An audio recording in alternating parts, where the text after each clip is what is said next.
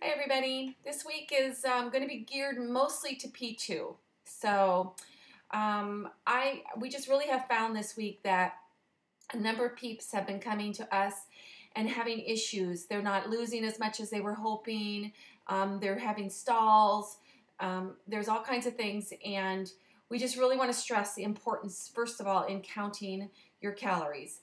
You need to make sure that you count everything that you put into your mouth. I counted everything. I weighed everything on my little scale here. I weighed my spinach. I weighed my apple slices. I weighed strawberries. I weighed everything. So I just think it's really important that you get as close to 500 as you can.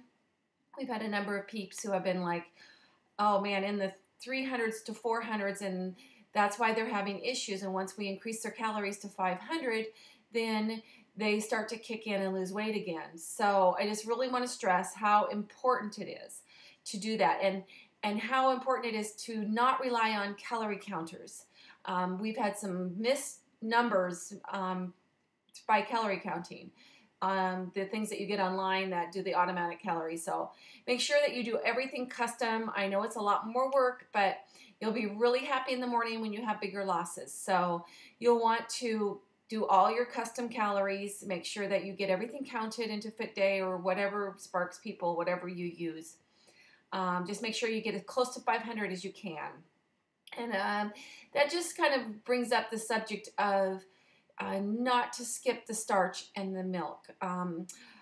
It's our theory that, first of all, Dr. Simeon's has it in there for a reason. He has that in the protocol for a reason. And if he was alive today, we could probably ask why he had it in there. But we can't. So it's been my experience with the people that I've helped that the people that skip their grissini in phase 2 struggle as soon as they add starches back later. So I think that it's the same thing with the dairy.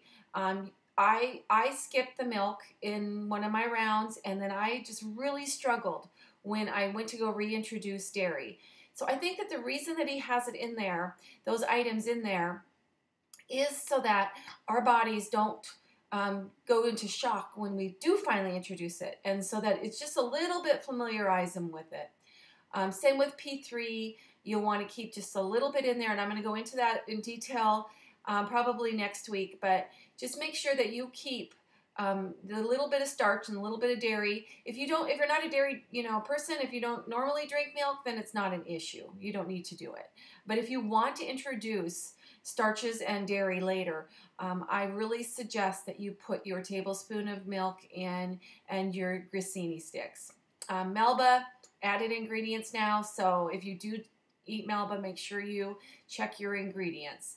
When you prepare your meats, try really hard, if you can, to get organic, fresh chicken breast, steaks, whatever. Try and get as much hormone-free, grass-fed, organic stuff as you can, and make sure you trim off all of the meat, all the fat from the meat. So you want to make sure that what you have on your piece of meat is completely fat-free. I guess not fat-free, but free of fat.